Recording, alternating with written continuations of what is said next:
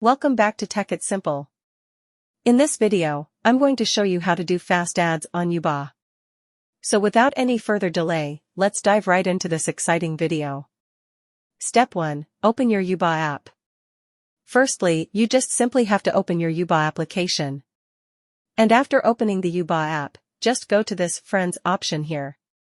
Step 2. Enable the fast ads option.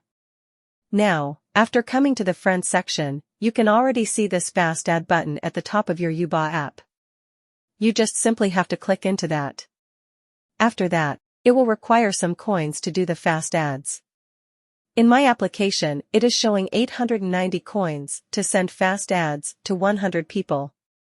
By following these very easy steps, you can also use the fast ad option on Yubo. I hope this video was helpful for you. If yes, don't forget to like, share, and subscribe to the channel to never miss another update.